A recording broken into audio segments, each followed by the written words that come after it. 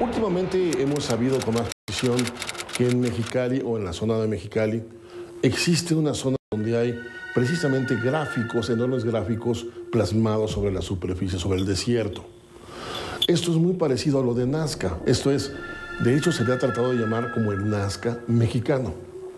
El asunto es que no estamos no es porque la arqueología oficial, profesional, no se aboca más de ello o a ello, porque sería muy interesante profundizar su historia y sobre todo quién lo hizo y sobre todo para qué lo hicieron. ¿Por qué están hechos esos gráficos? ¿Qué es lo que están buscando? ¿Qué quieren decir? ¿Y por qué solamente son legibles solamente desde la altura? Eso es lo extraño. Así es que tenemos que investigar más a ello. Así es que vamos a presentarle ese tema que es novedoso y lo iremos comentando conforme avancemos. ¿Realmente se ha hallado la huella de los dioses en México? La doctora Simone Weisberg, en su obra Las pistas de Nazca, de Editorial Diana, describe tener la seguridad de que Nazca, como en nuestro, concretamente en Mexicali, debieron producirse estos maravillosos y enormes geoglifos solo entendibles desde las alturas. ¿Pero por qué decimos esto? ¿Es acaso también en nuestro país fueron trazadas líneas y figuras colosales como las de esa zona peruana, consideradas hasta hace poco como únicas en el mundo?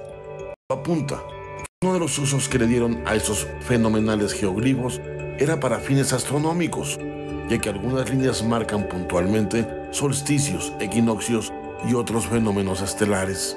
Así, no hubiera sido difícil que al momento de caer la noche, cada 22 de junio, el viejo Tepel sonriera sabedor de que una vez más las líneas y figuras trazadas por pueblo con guijarros han mostrado los movimientos eternos del cosmos.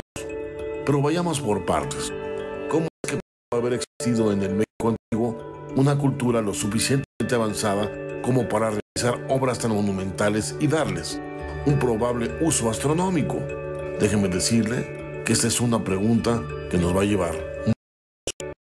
Mucha gente piensa que el descubrimiento de los monumentales dibujos de Nazca ocurrió en nuestro siglo en el año 1939, cuando el científico norteamericano Paul Kosok, un especialista en paleoinvestigación, las observó por casualidad cuando efectuaba un vuelo de reconocimiento sobre esa área. Sin embargo, anterior a él, este asombroso espectáculo ya había sido visto en numerosas ocasiones por los pilotos de los aviones que pasaban por ahí, y cientos de años antes, en el año 1537, Francisco Pizarro y sus conquistadores españoles ya se habían percatado de su existencia. De momento se pensaba que estas figuras, su descubrimiento era novedoso, pero no, fíjese que no. Realmente hay noción de ellas por narrativas, por cronistas españoles al momento de la conquista, ¿sí? Y entonces, ¿por qué no se ha investigado más? Aquí sí es un reclamo, con toda humildad y respeto, para que se haga por parte de las autoridades arqueológicas precisamente una investigación más a fondo sobre esta área. Se sabe que Pedro Cieza de León, uno de los cronistas que acompañaban a Pizarro, pudo verlos y tomar breves apuntes de ellos mientras realizaban la travesía de Cusco, la antigua capital del Perú, mismo que los incluyó en sus escritos. Pero en México, a diferencia de Perú, no hubo cronistas ni conquistadores que realizaran travesías por la antigua California. A pesar de ello, recientemente fueron descubiertos estos maravillosos geoglifos cercano a la Laguna Salada.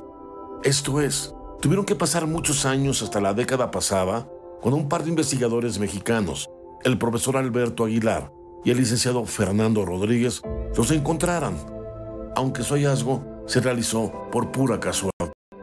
Según narraron estos investigadores, se disponían a efectuar un recorrido por el litoral del Mar de Cortés.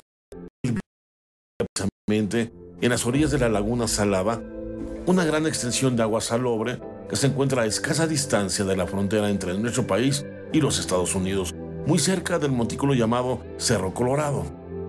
Para nuestros protagonistas, quienes habían recorrido las zonas desérticas del estado de Baja California Norte, tanto a pie como en diversos vehículos, ya estaban familiarizados con ellas, pero les resultaba muy extraño encontrar estos geoglifos tan cerca de Mexicali y que no se hayan hecho públicas a todo el mundo. Podía apreciarse perfectamente una serie de figuras circulares trazadas con gran perfección, con los pequeños guijarros del propio suelo.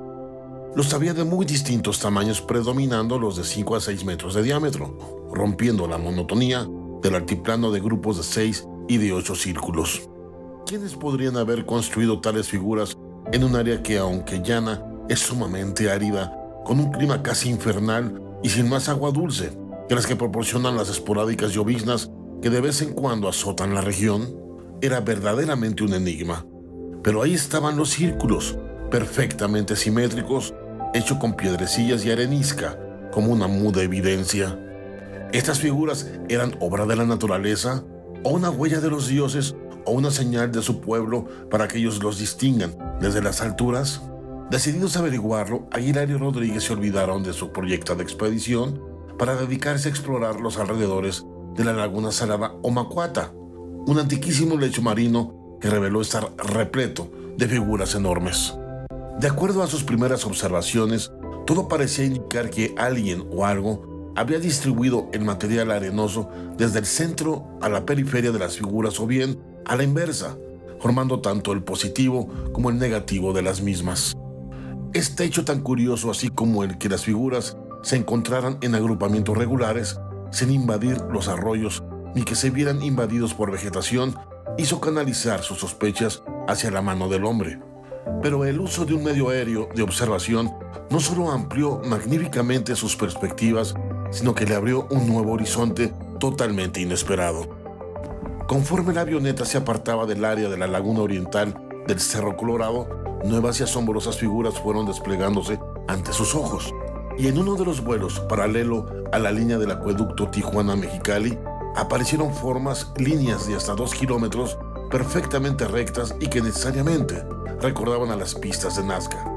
Esos geoglifos sudamericanos que han sido llamados con toda justicia el más inexplicable enigma arqueológico de todos los tiempos, ya que consiste en una amplia red de trazos y figuras geométricas que son visibles desde diversas alturas y ángulos, pero que solo cobran su real perspectiva cuando son apreciadas desde los aires entre 3.000 y 500 pies de altura. ¿A quién realmente eran dirigidas?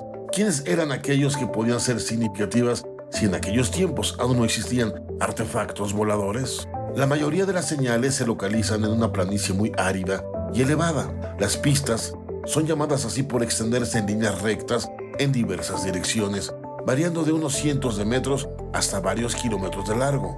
En su mayor parte se trata de líneas paralelas dobles y grandes rectángulos que parecen verdaderos caminos. Este aspecto fue definitivo para que la arqueología calificara a tales geoglifos como carreteras del sol, es decir, simples caminos que unían entre sí a los templos religiosos e incaicos y por los cuales circulaban sus antiguos habitantes. Sin embargo, esta solución simplista no explica el propósito de las gigantescas figuras zoomórficas que acompañan a las pistas. No resultan incongruentes como adorno para un camino máxime cuando no podrían ser contempladas por los caminantes. Sea como fuere, resulta evidente que el propósito de tales figuras zoomórficas era otro, y tocó precisamente comprobarlo al ya citado investigador Kosok, cuando en una ocasión decidió seguir en su vehículo una de estas líneas. Al llegar a la meseta que marcaba el final del camino, se halló una piedra extraña y enorme que no parecía estar ahí por casualidad. Parece encontrarse en el centro de una línea formada por un haz de rayos luminosos. Quiso la suerte de Kosok, quien contaba con los conocimientos necesarios, y hallarse en el lugar preciso y la fecha y la hora correcta para presenciar algo realmente extraordinario. En el atardecer del 22 de junio, fecha del solsticio de invierno en el hemisferio sur, y en el momento en que el sol ha descendido para ocultarse, fue testigo de un incidente importante. La prolongación de uno de sus rayos cae encima de una de las líneas o pistas, marcando así una fecha. Así, convencido de que los antiguos nazcas delinearon esa línea, en particular para señalar el día más corto del año, Kosok ya no dudaba que las pistas son un calendario astronómico. Pero cumplían con este mismo fin, o alguno parecido, los geoglifos de Mexicali. Esto es algo que aún se ignora, pero de aceptarlo momentáneamente tendríamos que conceder que alguien con los suficientes conocimientos, pericia y densidad de población habitó o estuvo de paso por la zona baja californiana hace 20 o 30 siglos. Afirmación que parece muy aventurada, pero puede que no lo es tanto, dado que aunque actualmente es una zona muy árida e inhóspita, capaz de sostener a un pueblo puede no haberlo sido siempre en el pasado. Cabe preguntarse, al ir viendo estas figuras, ¿para quién fueron trazadas? ¿Cuál fue el motivo? ¿Tiene orientación astronómica, ese es su motivo? ¿O tiene realmente la iniciativa de comunicarse con sus dioses? Esas figuras son herencia de los dioses, de los nativos que ahí radicaban en aquel entonces cuando fueron construidas. ¿Qué antigüedad tienen? Si fueron redescubiertas precisamente en el tiempo de la conquista, ¿cuánto tiempo llevan ahí? ¿Y por qué no se destruyen con la erosión? ¿Por qué continúan sin cambio? Eso es muy interesante. Sigamos con la investigación. Al igual que en décadas pasadas, hace 1000 o 2000 años, pudo haber llovido de manera copiosa en los afluentes del río Colorado, generando un abundante caudal en el Valle de Mexicali, otorgándole con esto a la región una mayor proliferación de la vida y una abundante flora, dando pie para atraer a la fauna y dar origen a la caza que junto con las garzas, patos, peces y camarones llenó de vida a la laguna Macuata o Salada. Estas nuevas condiciones bien pudieron proveer de alimentación a una abundante población regular. Quizá esto fue lo que ocurrió con los desconocidos autores del quien podríamos llamar el Nazca mexicano. Los Cucapas son el único grupo indígena conocido que habitaron esta zona, pero se ignora si ellos fueron los autores o si estaban capacitados para una obra de tal magnitud. Y lo que bien pudiera parecer delimitado, visto desde un avión o helicóptero, se extiende kilómetro tras kilómetro hasta internarse en territorio norteamericano, más allá del lago Cahuilla, en California. El área calculada inicialmente de 300 kilómetros cuadrados y bautizada como Macuí por las iniciales de Macuata y Coahuila, bien podría ser mucho mayor, puesto que muchas figuras zoomórficas y humanoides se hallan más allá de la frontera.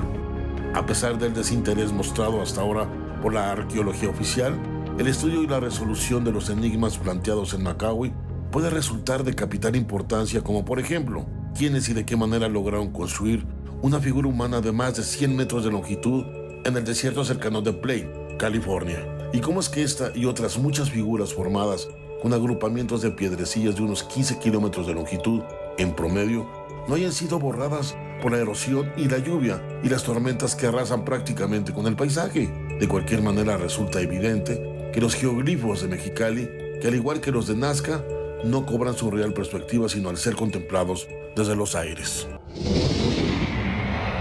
¿Cuál será la historia de estas figuras? Las de Nazca se consideran el enigma más grande de la humanidad, pero allá tienen un trazo más claro, más pronunciado, y hay historia, por lo menos hay algo de historia que puede explicarlas, pero acá no. ¿De dónde viene la idea? ¿Hubo comunicación entre el Perú y Mexicali para hacer esas figuras? Lo dudamos mucho. ¿Podrá haber sido una herencia de cuando pasaron los peruanos hacia América del Sur? Si es que pasaron por aquí, lo ignoramos. Es muy importante hacer un estudio arqueológico minucioso del lugar, de alguna forma escarbar un poco sobre los terrenos, ver si hay vasijas, a ver si hay historia enterrada, para tratar de llegar a conclusiones más interesantes. Aquí hay historia que está enterrada y es una historia antes de la nuestra. Es muy importante investigarla. Pero lo que viene a plantear nuevas interrogantes es la antigüedad cronológica de cada figura. ¿Cuál de ellas es la más antigua? ¿Debemos todas ellas a una sola cultura? ¿O ese sistema mágico astronómico tuvo un desarrollo independiente en ambos extremos de nuestros continentes? Por toda respuesta solo podemos decir que los astrónomos y los arquitectos de Nazca bien pudieron, en épocas pretéritas, continuar su fantástica obra en el extremo sur de América, Atacama, dada su cercanía geográfica. Pero resulta difícil la aplicación de un razonamiento a la inversa, es decir, postulando que los sabios nazcas emigraron a miles de kilómetros para llegar finalmente a Norteamérica y realizar obras semejantes en Mexicali. Recordemos que el origen de algunas de las principales culturas americanas, azteca, toltecas y mayas, se hallan de acuerdo a la tradición en un área indeterminada pero cercana a Macahui. La primera nación mexicana, la de los toltecas, arribó a Tulancingo, procedente de Huehuetlapayán, o Reino de Toyán, ciudad situada al noroeste de Nuevo México. A pesar de que nadie dudó de la veracidad del padre clavijero, que se basó en fuentes indígenas directas, la verdad es que en los siglos siguientes nunca nadie logró localizar la mítica Huehuetlapayán o sus ruinas, que forzosamente debían existir en el desierto. ¿Significa ello que tales ruinas nunca existieron? Necesariamente. Pistas sobre su existencia nos las da don Lorenzo Boturini, que refiere que en Huehuetlapayán o Reino de Toyán los sabios toltecas arreglaron el calendario allá por el año 100 a.C. Ahí en su orgullosa capital recopilaron su libro divino Oteamoxtli, en el cual hablaban de los signos del cielo conforme a sus planetas, de sus ciclos y de sus calendarios, así como de los arcanos de la sabiduría llegada de sus dioses. Solo que este libro, al igual que las ruinas de la capital tolteca, jamás fue hallado, o tal vez sí, si tomamos en cuenta que en el área Macahui han sido halladas numerosas ruinas de un asentamiento prehispánico o ciudadelas. ¿No podría ser que esa gran ciudad de que hablan los mitos toltecas haya existido en lo que ahora es área inhóspita sembrada precisamente en los geoglifos? Y que estos geoglifos no sean más que un libro, un inmenso libro al cielo abierto, que nos hable de los signos del cielo que hace siglos estudiaban sacerdotes como Tepetuay. Por ahora no es más que una hipótesis, pero el estudio minucioso de los jeroglíficos de Macahui podría dar respuesta a más de un misterio, un gran misterio que le dejo en la mesa de sus investigaciones. Créame, sus conclusiones son muy valiosas e importantes. Sin duda, esas figuras nos recuerdan a Nazca, pero también nos recuerdan que tenemos una herencia precisamente ahí, que aún todavía no descubrimos en toda su grandeza. Es muy importante ir a buscar nuestra historia, porque nos puede dar respuestas que aún no conocemos. Por favor, yo pido de una manera respetuosa a las autoridades arqueológicas que expanda sus investigaciones en estas áreas y ojalá puedan meter recursos para ir en busca de nuestra historia y la historia de nuestros antepasados que nos dieron también lugar de habitar y también nos dieron patria. Así que yo lo invito cordialmente. Yo le recuerdo que los teléfonos, para los que no pueden verlos, es el 5555-448002. 5555-448002. Los demás aquí tienen todos mis contactos en las redes.